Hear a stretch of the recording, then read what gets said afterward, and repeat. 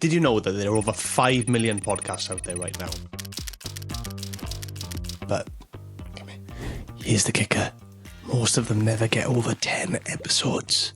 Are you struggling to make your podcast stand out, or wondering why it feels like, I don't know, you're talking to an empty room all the time? Let's fix that today.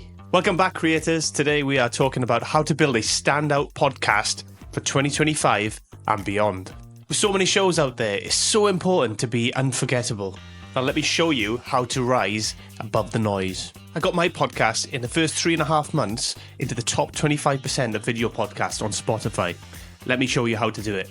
Here's the deal, right? Podcasting is booming. Every man and his dog has got a podcast these days, from MMA fighters to C-list celebrities to anyone who's got a following. They've all started a podcast. It's just great, but it also means it's a super competitive place to be right now. So, how do you stand out? First, you need to nail your niche. You need to figure out your specific audience and their needs. Now, when I say niche, if you look at my podcast is as broad as it comes. I interview everybody across the sun, from, I don't know, doctors and therapists to ex-drug addicts, criminals, you name it. I interview a wide range of people. But my niche isn't necessarily the topic. My niche is the authentic conversations that we have. That's where I'm at. So you need to figure out who you are, what you want to deliver, and then you can figure out who your audience is, who you're going to kind of bring value to, how you're going to bring that value to them. And if it's an interview show, which guests you're going to get on. The next thing you need to master, and this is important through all content, storytelling.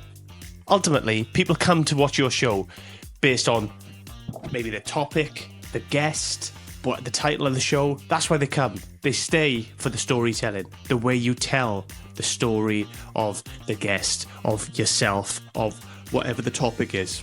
Then you need to brand like a pro.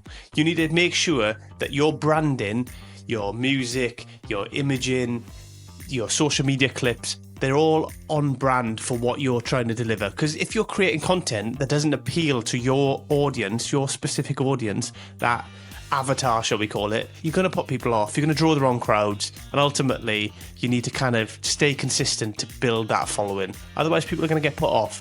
But if you combine all these elements that we've talked about already, you'll already be 90% ahead of most podcasters. As we talked about, most podcasts do not get past 10 episodes. Even fewer get past 20 episodes. You need consistency. You need to put the content out there. And guess what? Nobody's going to listen at the start. Nobody's going to watch at the start. You need to get out there. You need to tell people about your show. Use social media, whichever platform you think is best or that you are best with. 1 or 2 platforms tops. You don't need to spread it across every platform. Maybe Instagram and TikTok might be your thing, Instagram and Facebook, whatever it may be. But put your content out there, put little clips on there and advertise the podcast. Make sure people know where to find it. Make sure you've got links in there. Ask people to check it out. Ask friends, ask family to leave you reviews and to look at it. If it's a show with guests, an interview style podcast potentially, then make sure that you get them to leave reviews. Ask them to follow you. Ask them to share, especially if they've got a bigger following. Ask them to share your content. This is how we start that snowball going. At the start, we need to tell everybody we can about it. We need to make sure that everybody is helping us out as much as they're willing to. So a useful tool that I use, you've probably heard of it, you might have heard of it, Opus Clip. I think they have a free element, but I mean, it's relatively cheap anyway. As soon as you've uploaded your video, that is if you're doing video podcasting, I really recommend video podcasting. It boosts your viewership like you wouldn't believe, and it creates so much extra content for you. I'm not sponsored. I have no affiliate links, no nothing with Opus Clip, but if you use Opus Clip, it will transform your content, makes it so much easier. But what you don't want to do is what everybody else does. And what I did at the start is just put every episode in Opus Clip, just add B-roll automatically because it does that, and then just publish them straight away.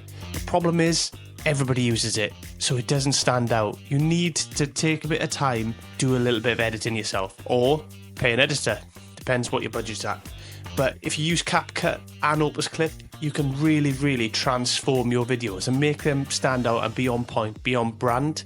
You can create your own little tweaks, your own little filters that you use every time, your own fonts that you use every time, and you can create content that really stands out. But not only that, people know it's from you when it's just put out. They can just tell at a glance, oh yeah, that's from They Not Like Us podcast, for instance. And that's what you want. Now, in the world of short attention spans, these little clips are like diamonds. They work really, really well to get your name out there. There's people ask me about my podcast that I had no clue that they knew anything about it or anything about me, really. And they're always asking about my show. So, and that's from social media. That's from the little clips. And then people ask me, oh, how do I watch the show? Where do I watch the show? I don't have Spotify. So then I point them in the direction of my YouTube or Apple Podcasts or wherever else I publish. So it's really important to use these clips. They are fantastic for content and enables you to keep pushing out, keep front of people's minds, keep asking people to check out what you've got. Plus, you get these good little snippets of content that really get people excited to watch the actual show. So what are the key things that we're after then? Consistency. Do we need expensive equipment? No, we don't.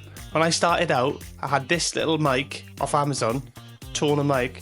I can't even remember how much it was. I'll try and find it and pop a link in the show notes or something, but I think it was like $20. That's all it was. Wasn't the best in the world. I had that, some software. There's loads of software out there you can use. There's StreamYard, there's Riverside, I'm using Riverside, that's what I use currently, but there's Riverside, there's Zoom, there's all these different elements, and a lot of them have their own editing off the back end as well that makes it really easy for you to edit and publish your show directly from that software. I think they're kind of $20 a month. It's all you need to start. That's it. Laptop, cheap mic, some software. Publish. It's that easy. Consistently publish. Set a schedule, stick to it. Make sure you're publishing consistently. Whether that's 1 episode a week, 2 episodes a week, 1 a month. The problem with 1 a month is it's going to be, in a year, you're going to do 12 episodes. It's not really enough. You need to churn through, especially at the start, pump out as many episodes as you can because you're going to need the practice to become a good host or a good podcaster. You need the practice. So ultimately what you need to do is as many as you can without burnout. So you need to get that balance right. I find doing 2 or 3 a week is quite comfortable. When I started, I was doing pretty much 1 a day at minimum, and that's without my guesting. So I was guesting on other shows. So 2 a week, comfortable. You can get through 100 odd episodes, 104 episodes in a 12-month period, which is really going to accelerate how well you perform, how good you are at editing. It's going to increase the amount of content that you've got. It's important to do the reps. But once you've got the kit, consistency, get past them milestones, right? 10 episodes. Most people fail before 10 episodes. Get 10 episodes out. That's your first target. 20 episodes, 30 episodes.